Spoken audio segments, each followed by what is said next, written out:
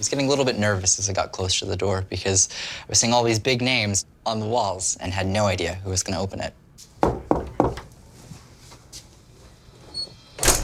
Oh. Hey! Hello, how are you? Lil Jon. Tyler. Come in, Great come to in. meet you. You too, you oh too. my gosh, thank you for having me. Ladies and gentlemen, my name is Lil Jon. Tyler might recognize me and know me from just my voice. Yeah! Turned out for what?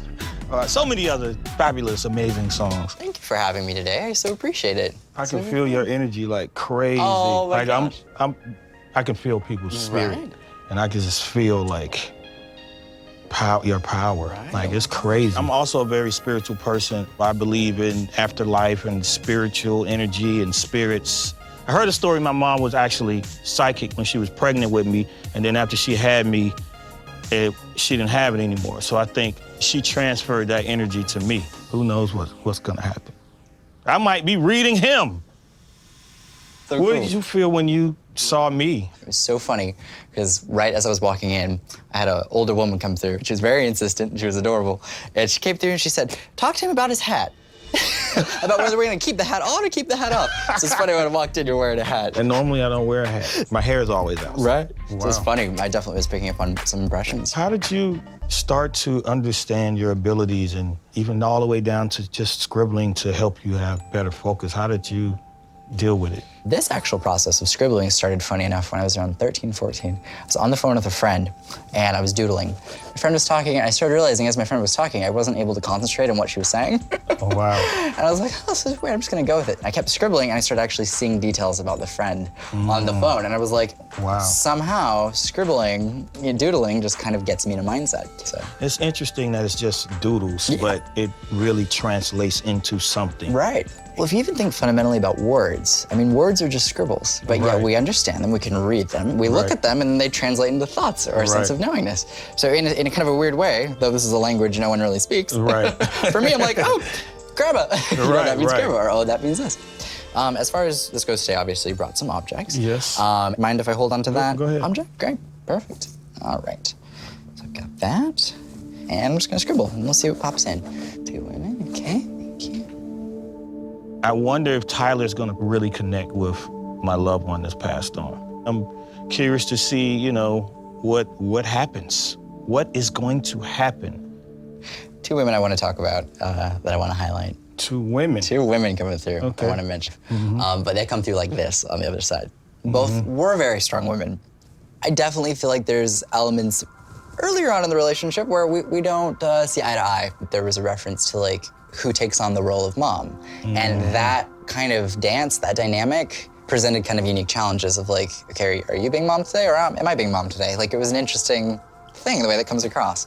That's crazy that you say that, she was also mom to her brothers and sisters. Right. It sounds like my grandmother and my mother, they were very, very close. My mother had 18 brothers and sisters. Wow. My mom was like the leader of the family. Absolutely. She kept everybody together. Sure. And all of that. So that's really crazy that you say that. Absolutely, and your grandmother comes through and kind of gives me this feeling of I got to have closure from her end. What's interesting is your mom, and this is one I have to bring up. This one, in the way that it comes across, is a feeling of, due to the timing, I don't feel like I'm able to have as much closure with people that we got with Right. grandma. Does that make sense overall?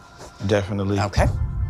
And that's actually an object from my mother that she gave me for Christmas. Right. There's a reference to a breast cancer, like, scare and a diagnosis. Yeah, my mom had a scare. Right.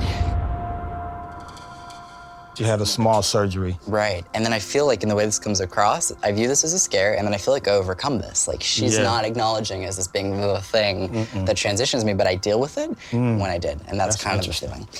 When she actually died, I don't feel like everybody is able to kind of fully have that closure because of the timing and it being very inconvenient. Yeah. She wishes that she would have had another opportunity to get to talk to you. And from her perspective, she feels like that last chance wasn't the chance that she felt you deserved. And that's not something I tell people, because oftentimes people are able to have like a last moment of closure. Right. Everything that happened with her kind of happened quick, kind of like you said, and I didn't really get to talk to her again. She worked in the Veterans Administration Hospital. She had a stroke at the hospital. They had to perform surgery on her for her brain. She had to have like 6 brain surgeries to remove that tissue and so on and so forth. And she never came to. And basically, I never spoke to her again. So like, that's part of what my closure I want to know is like, you know, did she feel me and all of her loved ones were around her? Did she see any of that? This is interesting. That's the thing. She comes through and has me acknowledge these instances of hope because I feel like I can almost squeeze my hand or move my hand. She does acknowledge that she knows that she was spoken to. She knew that her hand was being held. She knew that her arm was being caressed. And she tried to make a very little movement. She made sometimes, but she didn't never wake up. It would seem sometimes like she was making progress and move her hand or blink her eyes. And it made us feel like, you know, we gave us some hope. Could she have come back or was she trying or did she hear us talking to her? She's having me acknowledge that on her end, there's awareness that I know that I'm not gonna come out of this. And she kept saying over and over again, she knew how much she was loved. And I kept hearing, and she kept hearing, I love you, I love you, I love you. And from her perspective, that is the last thing that she had to hold on to before leaving this realm. And what a beautiful thing. So she left this world feeling loved and also knowing that it was okay to go. Because from her perspective, she felt like this was the hardest thing, was letting go. And that's why she kept continuing on. She was a strong woman. Yeah. She was a strong woman. Yeah. I was gonna say that that's what I felt. My mom was one of the strongest women I've ever seen. And I know if she let go, she just realized that she didn't want to fight it anymore, and it was, like you said, it was okay. Right. And she can pass on, because she would have kept fighting. Yeah. I think she was just also tired, like, it's my time now. Like, she accepted it. Right. And that's what I felt. I feel like spiritually, I felt like I had a conversation with her and it gave me some closure. You know, you just never know when someone is not gonna be here anymore. As far as this goes at this point, I mean, we can focus on your personal life to whatever extent you're curious about. If you have any questions, any projects you can discuss, anything. I mean, book. I was really wanting to get into the future aspect because I have 5 songs that I did recently that are getting placements and getting ready to come out. So it's one song in particular I feel really strongly about. Right. And we're getting ready to release it soon. But I'm just curious to see what you feel. Sure, absolutely. So for me, the primary symbology that comes through when I focus on your career is a reference to independent work and then also work that is collaborative. Now look, if you look at anything musical, it's probably collaborative to some extent. But the thing I want to mention is that there is a reference, what this is. Sing My Symbol for 2 Chainz, who God only knows I don't even know who that is. Because I'm like, I know him. Do you know him? That's He's funny. actually a rapper. I'm getting reference to 2 Chainz, and then I'm referencing to collaboration. So the reason I wanted to mention that is good to keep in mind. You might end up working with him. That's a homie too. Directly. Like, I like it. We talked last year about doing some stuff. That'll be great. But I'm like, yeah, I've not listened to his You stuff. got the exclusive, ladies and gentlemen, 2 Chainz and Lil Jon. 2 Chainz. It's gonna happen. I guess it's gonna be a collaboration between 2 Chainz and Lil Jon, and hopefully it's a smash, it's a hit. Boom! I'm getting a total of 7 projects. It's actually interesting. Wow. And then I'm referencing to one, though, involving the female vocalist. And this is interesting. There's a female vocalist that would end up having or taking part in one song that I would have to highlight that I like. One of the songs that I was curious about has a female vocalist on it.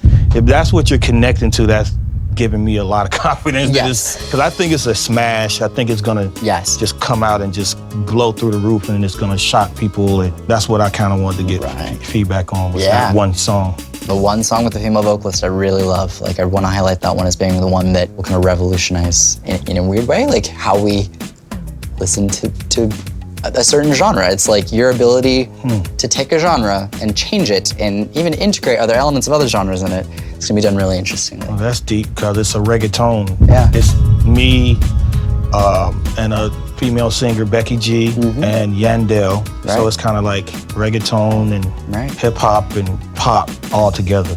The thing is that has not reached its peak yet. And that's, again, we're looking towards 2017 as we kind of get into that. For him to pick up on that was really amazing. So many things he hit on that were dead on. So do you have any other areas you'd be curious about? Well, also like my father. Sure. That's like a picture of, he passed in like 2001. He was battling cancer while I was working on the album. I think I finished the album and I came home to see him in the hospital and he passed that night. And I felt like he didn't want to pass until he saw me that last time. You know, I was just curious to see if he just comes around and feels some of the energy. Wow, absolutely. So we've got that. There, okay, perfect. I'm not entirely certain if this is dead. The way this comes across is I have to mention, so if a man that's coming through on that side that's referencing to the spreading of a cancer, a concern that we don't want this to ever go to the bone or the blood. I feel like if it goes to either, we get in serious issues. And when we get here, I feel like there's no way out of this. My dad had bone marrow cancer. Yeah, I'm sorry. Yeah. He hit it dead on. It was bone marrow cancer. For me, that one hit me like, whoa, like, there's no way he could have known that. That's not in the public at all. Only like my family really knows that. And when he comes through, I mean, he was a strong man, very strong man. There's a lovingness there, and there's a kindness there. But he was able to say a lot without saying much when he did talk. And it's like, when he talked, he listened. And if he would have done anything different, he would have communicated more. And he does acknowledge that. Yeah, that's deep because my dad was kind of quiet to a certain extent. I think we even talked that before and he said that he wished we, communicated better sometimes with each other. Yeah. So that's really deep also. Yeah. The thing about my father, he didn't see me succeed. I hadn't succeeded yet. Right. He acknowledges that from his perspective, he feels like he passed away still believing in you. And from his perspective, he knew in transitioning that you were going to be fine, and he wasn't worried about you. And honestly, that's one of the best things that can oftentimes come through, because when people die worrying about us, that's hard. That's a burden they don't need to hold on to. And even though he might not have gotten to see your full level of success, he knew that it was inside you, and that it was there. So I'm really glad you helped me talk to my dad because it's actually his birthday today, too. Wow. So this was great that we can communicate and I can understand him a little bit more. Wow. Oh, I'm so glad. What Tyler told me, my dad, it was definitely like just some closure on some things that have just been lingering. For someone like Tyler that can connect with the other side it's amazing that they can help someone like me. I'm glad I was here today. I'm glad we could do this today. Glad I'm on the show.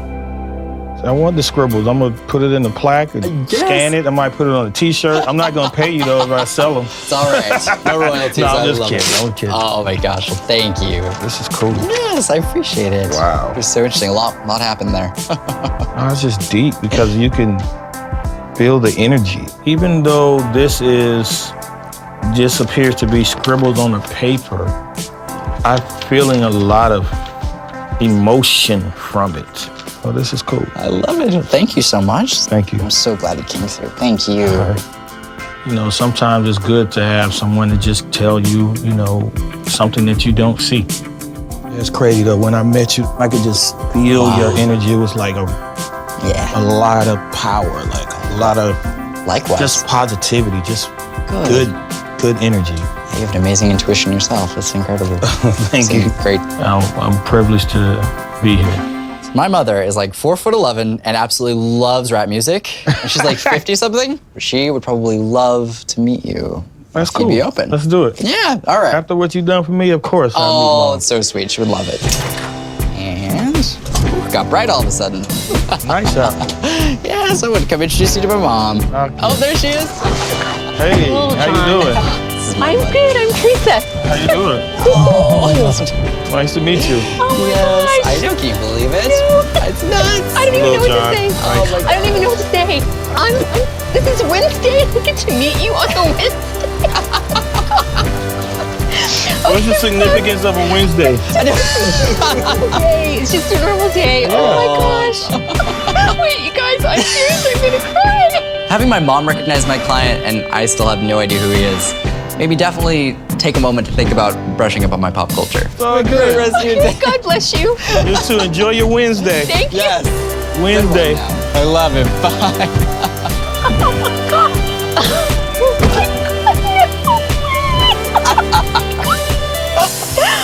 Oh my God, that is too much. Oh, I don't even know what to say. I'm dying right now. That is so wild.